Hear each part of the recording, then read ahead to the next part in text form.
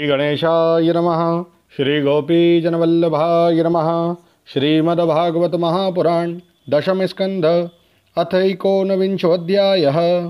गौओं और गोपों को दावानल से बचाना। श्री सुखदेव जी कहते हैं, परीक्षित, उस समय जब ग्वाल बाल खेल कूद में लग गए तब उनकी गौएं बेरोक टोक चरती हुई बहुत दूर निकल गई और हरी हरी घास के लोभ से एक गहन वन में घुस गई। उनकी बकरियां, गायें और भैंसें एक वन में दूसरे वन में होती हुई आगे बढ़ गई तथा गर्मी के ताप से व्याकुल हो गई। वे बेसुध सी होकर अंत में टकराती हुई मुंजाटवी सरकंडों के वन में घुस गई। जब श्री कृष्ण, बलराम आदि ग्वाल वालों ने देखा कि हमारे पशुओं का तो कहीं पता ठिकाना ही नहीं है, तब उन्हें अपने खेल कूद पर बड़ा पछतावा हुआ और वे बहुत कुछ खोजबीन करने पर भी अपनी गौओं का पता ना लगा सके। गौएं ही तो ब्रजवासियों की जीविका का साधन थी। उनके न मिलने से वे अचेत से हो रहे थे। अब वे गौओं के खुर और दांतों से कटी हुई घास तथा पृथ्वी पर बने हुए खुरों के चिन्हों से उनका पता लगाते हुए आगे बढ़े। अंत में उन्होंने देखा कि उनकी गौएं मुंजाटवी में रास्ता भूलकर डकरा रही है। उन्हें पाकर में लौटाने की चेष्टा करने लगे। उस समय वे एकदम थक गए थे और उन्हें प्यास भी बड़े जोर से लगी हुई थी। इससे वे व्याकुल हो रहे थे। उनकी यह दशा देखकर भगवान श्री कृष्ण अपने मेघ के समान गंभीर वाणी से नाम ले लेकर गौओं को पुकारने लगे। गौएं अपने नाम की ध्वनि सुनकर बहुत हर्षित हुई। वे भी उत्तर में हुंकारने और रंभाने लगी। परीक्षित, इस प्रकार भगवान उन गायों को पुकार ही रहे थे कि उस वन में सब और अकस्मात दावाग्नि लग गई, जो वनवासी जीवों का काल ही होती है।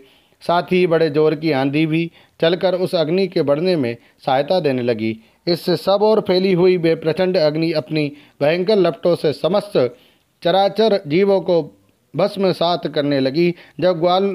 जब ग्वालों और गौओं ने देखा कि दावानल चारों ओर से हमारी ही ओर बढ़ता आ रहा है, तब वे अत्यंत भयभीत हो गए और मृत्यु के भय से डरे हुए जीव जिस प्रकार भगवान की शरण में आते हैं, वैसे ही वे श्री कृष्ण और बलराम जी के शरणापन्न होकर उन्हें पुकारते हुए बोले, महावीर श्री कृष्ण, हे प्यारे श्री कृष्ण, परम बलशाली बलराम, हम तुम्हारे शरणागत हैं। देखो, इस समय हम दावानल से जलना ही चाहते हैं। तुम दोनों हमें इससे बचाओ। श्री कृष्ण, जिनके तुम ही भाई बंधु और सब कुछ हो, उन्हें तो किसी प्रकार का कष्ट नहीं होना चाहिए। सब धर्मों के ज्ञाता श्याम सुंदर तुम ही हमारे एकमात्र रक्षक एवं स्वामी हो। हमें केवल तुम्हारा ही भरोसा है। श्री सुखदेव जी कहते हैं, अपने सखा ग्वाल वालों के ये दीनता से भरे वचन सुनकर भगवान श्री कृष्ण ने कहा, डरो मत, तुम अपनी आंखें बंद कर लो। भगवान की आज्ञा सुनकर उन ग्वाल वालों ने कहा, बहुत अच्छा, और अपनी आंखें मूंद ली। तब योगेश्वर भगवान श्री कृष्ण ने उस भयंकर आग को अपने मुंह से पी लिया। भगवान श्री कृष्ण भक्तों के द्वारा अर्पित प्रेम भक्ति सुधा रस का पान करते हैं। अग्नि के मन में उसी का स्वाद लेने की लालसा हो गई, इसलिए उसने स्वयं ही मुख में प्रवेश किया और विषाग्नि, मुंजाग्नि और दावाग्नि तीनों का पान करके भगवान ने अपनी त्रितापनाश की शक्ति व्यक्त की। पहले रात्रि में अग्निपान किया था, दूसरी बार दिन में, और भगवान अपने भक्तजनों का ताप हरने के लिए सदा तत्पर रहते हैं। चौथी बात, पहली बार सबके सामने और दूसरी बार सबके आंखें बंद करा के श्री कृष्ण ने अग्निपान किया। इसका अभिप्राय यह है कि भगवान परोक्ष और अपरोक्ष दोनों ही प्रकार से वे भक्तजनों का हित करते हैं। और भगवान ने अपने मुंह से उस अग्नि को पी लिया और इस प्रकार उन्हें उस घोर संकट से छुड़ा दिया।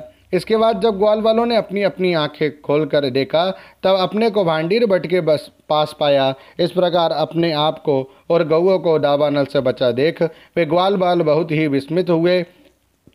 श्री कृष्ण की इस योग सिद्धि और योग माया के प्रभाव को एवं दावानल से अपनी रक्षा को देखकर उन्होंने यही समझा कि श्री कृष्ण कोई देवता है। परीक्षित, सायंकाल होने पर बलराम जी के साथ भगवान श्री कृष्ण ने गौएं लौटाई और बंशी बजाते हुए उनके पीछे पीछे ब्रज की यात्रा की। उस समय ग्वाल बाल उनकी स्तुति करते आ रहे थे।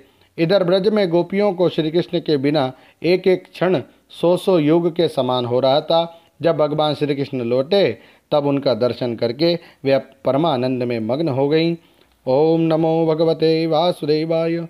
श्रीमद्भागवते महापुराणे पारमहंस्यां संहितायां दशमस्कन्धे पूर्वार्धे दावग्निपानं नामैकोनविंशोऽध्यायः। श्रीराधाकृष्णार्पणमस्तु। हरये नमः, हरये नमः, हरये नमः। जय श्री राधे।